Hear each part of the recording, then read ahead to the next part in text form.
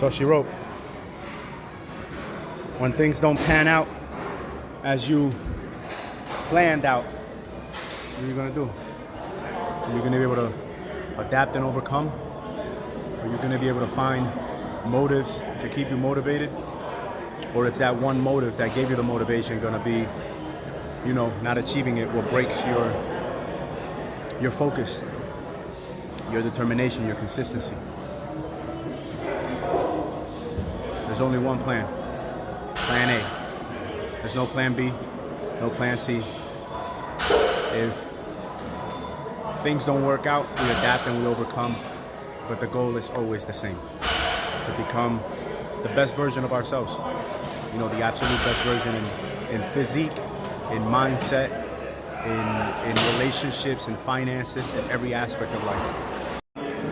You know, literally, what, we're in 2024, going into 2025.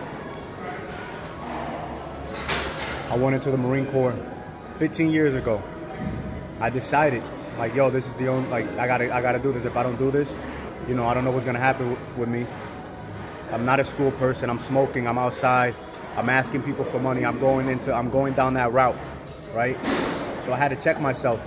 But if the military didn't work, I would have figured something else out. I probably would have deported myself to Dominican Republic until I figured it out. But, you know, when I started fighting, I stopped for about 3 years. But when I came back, my goal was like, you know, let me see if I can go pro. Let's go pro in the next few years. Headaches started getting to me. We got to adapt and overcome. That ain't the route. You know what I'm saying? We got to figure out how else to do this life thing. 2021, as soon as they turned on that fifth generation technology, those antennas, I had headaches for almost a damn year, a year straight. Like, I was getting headaches every freaking day until I just began to think about it differently. I started making different moves, grounding, meditating more mindfully, etc. And that kind of helped to an extent.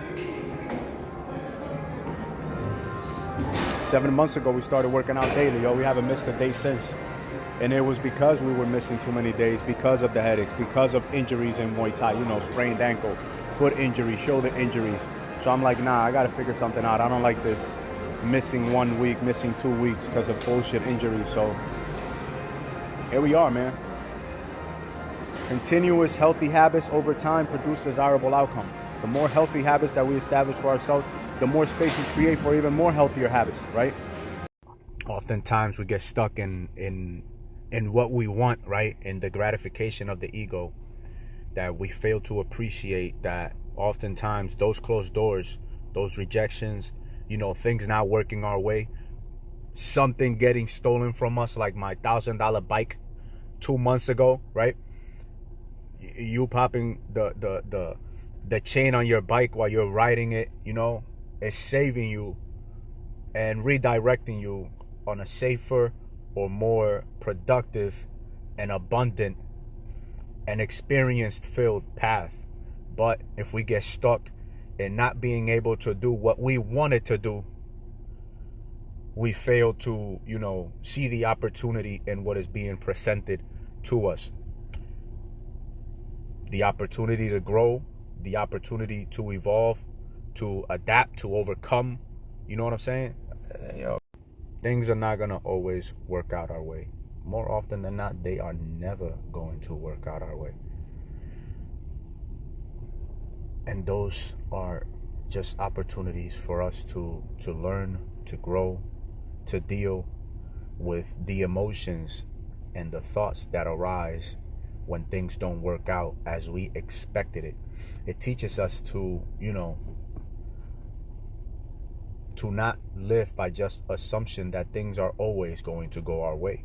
It teaches us to, you know, to train and to work, to be adaptive, to overcome, you know, obstacles as they arise, to see the opportunity in those obstacles, and to change when necessary, to quickly adapt to the environment, to the things that are being presented to us, you know, the opportunities for growth, be in finance and relationships, in our beliefs in ourselves, etc.